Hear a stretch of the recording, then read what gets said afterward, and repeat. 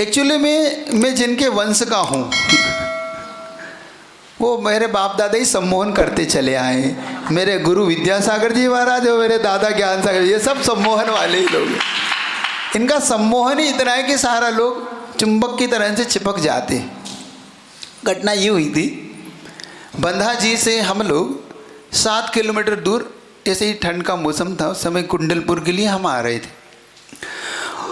और कुंडलपुर के लिए आने से पहले बंधा जी में हमें स्टॉप आना था, हमें रुकना बंधा जी में था, लेकिन वो चूँकि प्राकृतिक प्रतिकूलता इतनी हो गई, इतनी ठंड, भयंकर ठंड, और तो हम चल नहीं पा रहे थे। तो फिर उन्होंने रास्ते में, महाराज यहीं आप लोग आर करें, अभी बिहार ना करें तो अच्छा है। तो फिर वहीं आर किया हमने।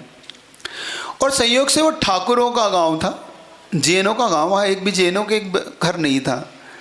तो जिस स्कूल में हम लोग रुके थे वहाँ पे कभी हार नहीं होते थे, सिर्फ स्टाफ होता था साधुओं का, रात्रि विश्राम, और सुबह बंधा जी के लिए प्रवेश हो जाता। 7 किलोमीटर तो है ही। संयोग से उस दिन पहली बार किसी साधु का वहाँ पे आहार हुआ। जब वहाँ साधुओं का आहार हुए, हम लोग 3 ही महाराज थे, इस समय 5 छुल्लक नहीं थे, 5 छुल्लक ये कुंडलपुर में बने।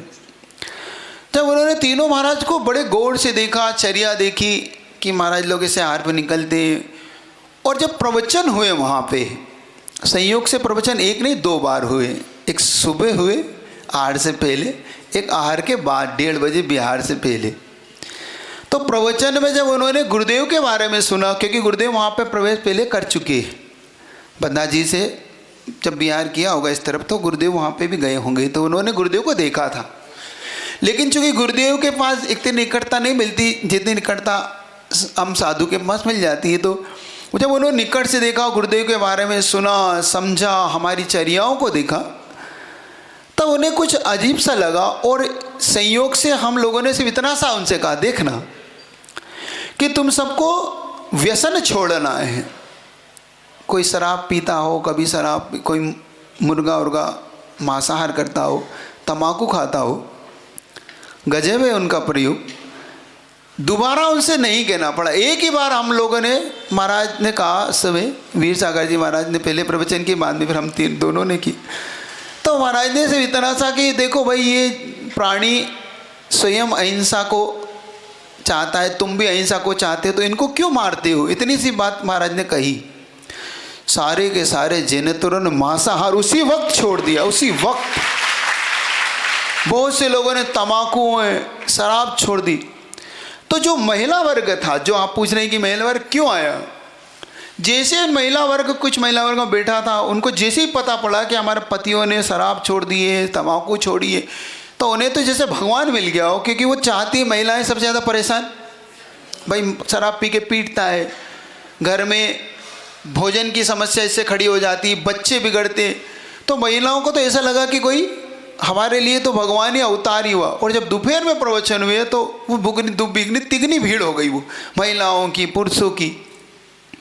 और बड़ा उन्होंने फिर एक थोड़ी सी राम कथा टाइप भी उनके लिए करी थी, राम का जीवन बताया कि राम ने कभी तम्बाकू खाई नहीं, राम ने कभी मांसाहार किया ही नहीं, कृष्ण ने कभी मांसाहार किया ही नहीं। जब उनको ये बताया तो उनको लगा कि वास्तव में हमारे भगवान ही नहीं करते तो हम क्यों करते हैं। तो वो, और फिर गुरुदेव के बारे में जब बताया, गुरुदेव के जीवन के बारे में बताया कि एक समय साधु आहार करता है, पैदल विहार करता है, इतनी ठंड में भी कोई साधु इस प्रकार से, कोई अग्नि है, कोई हीटर है, कुछ भी नहीं लेता। तो उनको ऐसा लगा कि हम जिनको पूजते थे आज तक, हम जिन गुरुओं को मानते थे, वो गुरु हैं कि नहीं मुझे नहीं पता, लेकिन सच्चे गुरु तो ये हैं। बस ये चीज़ उनके दिन में घर कर गई। और जब हमने कहा कि भाई हम तो अब बिहार करेंगे, तो उन्होंने बहुत आवेदन निवेदन किया कि महाराज आज का विश्राम यहीं हो जाए। कुछ लोग कहने लगे भोजन हमारे यहाँ हो जाए। अब उनको पता है कि भाई हम एक समय भोजन करते, वो तो बिल्कुल भोलेनाथ होते हैं, वो तो बिल्कुल उनको नहीं पता कि क्या होता है। तो उनके हम कोई कहा कि महाराज हमारे यहाँ कुछ भोजन पानी का हम लोग लेते नहीं है, शुद्ध लेते हैं, और किसी अन्य का लेते भी नहीं है इस प्रकार से। तो सूखा ले लें, कुछ कर लें, मतलब हमने हर तरीके से हमें मनाने का पुरुषार्थ किया। फिर हमने बताया कि हम बड़े बाबा के पास बंधा जी जा रहे हैं, अजितनाथ भगवान का क्षेत्र, बहुत सुंदर क्षेत्र है वो, और गुरुदेव की एक महान उस पर अनुकंपा हुई है, कभी वो क्षेत्र बनने का जब देखने में आएगा। तो जब उनको ये पता पड़ा कि महाराज विहार कर रहे हैं, महाराज जा रहे हैं और महाराज पैदल जाएंगे, तो इतना सा हम लोगों ने कहा कि क्या आप लोग चलोगे हमारे साथ? तो उन्हें तो जैसे राम नहीं होते, राम के साथ जैसे पूरी अयोध्या चल पड़ी ऐसे ही जैसे ही कदम मार रखा तो पूरी अयोध्या का बिहार ऐसा लगा राम का बिहार हो रहा, सब पीछे पीछे, कोई लंगड़ाते लंगड़ाते, कोई बुढ़िया, कोई ये, और सारे जब वो चले नहीं है, किसी ने ढोलक रख लिया, किसी ने मंजीरा रख लिया, और जब गाजे बजाते हुए हमने कहा ये क्या हो रहा है भाई ये क्या हो रहा है? और उन्होंने जैसे ही महिमा देखी और जब पैदल पैदल चलने लगे तो जैन तो थे 10-20 और अजैन थे 100-150 और जब वो बढ़ते बढ़ते हमारे साथ पैदल, छोटे छोटे बच्चे, कोई 10 साल, कोई 12 साल, भगा रहे उनको, उनके परिवार, चलो तुम मत जाओ, नहीं हम जाएंगे, हम जाएंगे, माँ के साथ बच्चे।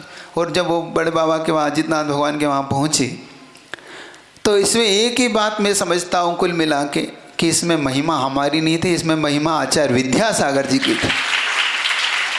उनकी ही महिमा थी, उनका ही गुणगान था, उनके गुणगान के कारण वो लोग हम लोग के साथ हो लिए। हम लोग तो वो है जो लोग हमें कुछ गलत समझते हैं, सही बता रहा हूँ, तुम लोग हमें गलत समझ रहे हो, हम वो नहीं है जो हैं। वास्तव में हम तो वो पतंग हैं जिसकी डोर विद्यासागर जी के हाथ में, उड़ाते तो वही हैं। तुम समझते हो कि हम करते हैं, कुछ नहीं करते हम लोग।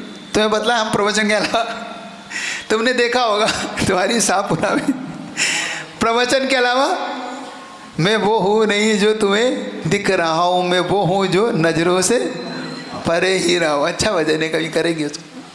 तो ये चीज़ होती है, वो दृश्य जब आपने देखा तो अजैनों की जो आस्था देखी, ये जो एक स्टोरी सुना रहा हूँ इसमें एक अजैन की आस्था तुम देखना, इसमें एक बच्चे की आस्था देखना। आगे बढ़ा देता हूँ थोड़ी स्टोरी को।